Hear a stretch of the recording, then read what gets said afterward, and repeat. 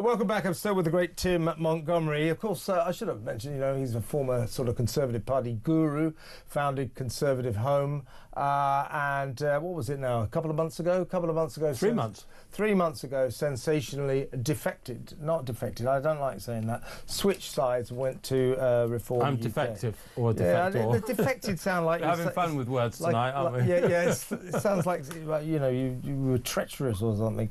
Listen, let's talk about another one of these tribunal judges. The tribunal judge follies. I do sometimes wonder when I come in for these stories whether you've made them up, just to find out, tease me, is whether these are true. They're unbelievable, you almost aren't they? feel like saying it, as Richard Littlejohn always says in the Daily Mail, you couldn't make this up.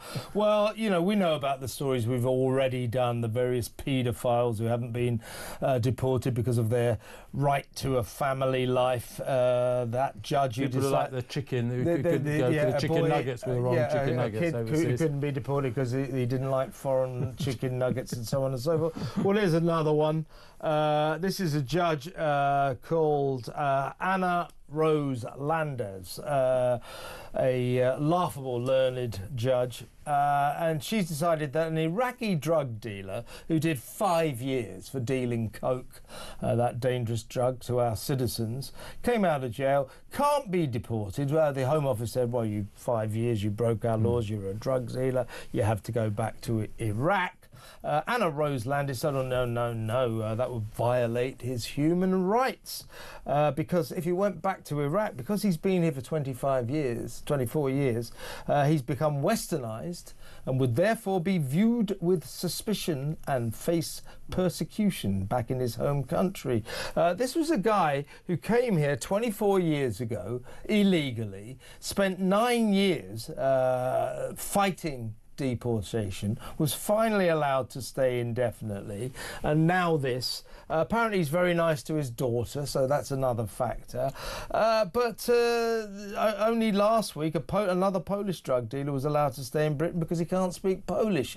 I mean, I don't care if he can't speak Polish, and I don't really care that this guy's become so Westernised that for some reason this judge thinks Iraqis will pounce on him and kill him or something. This is getting beyond a joke, isn't it? It's going to be... Look, I run out of things to say about these topics, Kevin, when we talk about them. So I'm just going to say this one thing. We had a little bit of a minor disagreement a few minutes ago about how well Keir Starmer's doing on the international stage. But one thing I'll say, and I'm sure we'll agree on this, and everything I've known from politics makes me think this, no matter how internationally sure-footed our politicians are, if they preside over stuff like this, they will not be re-elected. And by the way, 592 migrants came across the channel on Sunday. Yeah. So over the weekend, I think it was about 660. It's getting worse. Is that getting worse? So 592 is the record number for a single day this year, and that is, of course, because the weather is starting to get better. And this is amazing at the moment. Trust me, those figures coming across the channel are going to get very, very bad, and Keir Starmer won't be able to put them in the background anymore. Yes, you're exactly right. They've got to do something. What I think about our judges, these tribunal judges especially, but probably all judges, the people need the right to be able to judge the judges. As things stand, we have no recourse to our learned judges on the bench. We cannot sack them. We cannot punish them. We cannot even reprimand them. They are gods in their own zone, and something has to be done about that. They have to be frightened for their jobs. 100%. Look, we all know who Keir Starmer is. He's a lawyer.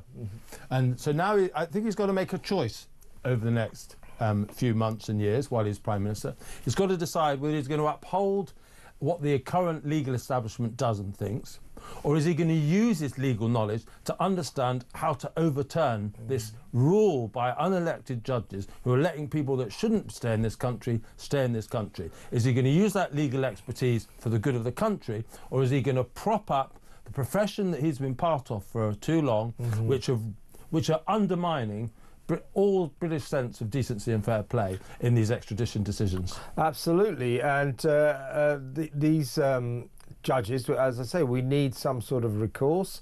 Here's the problem, right? So a lot of people, and I agree with this, let's get rid of, or let's leave the European Convention on Human Rights, because it will allow us to make our own decisions about what we do with people like this drug dealer here. We can't be overruled. So yes, let's leave them. But as long as we've got these kind of judges who are frankly left-wing Guardian readers, who see themselves as fighting some kind of racist British regime, as long as we've got judges like this, they will find something to interpret in the migrants' favour and against the British nation. They'll keep doing this. So we can leave the ECHR, that would be a good start, but we also need to do something about these judges. They cannot continue to be a law unto themselves. I suppose the only people they probably like to extradite are people like you and me, Kevin. Yeah, they'll have us out of the country in a flash.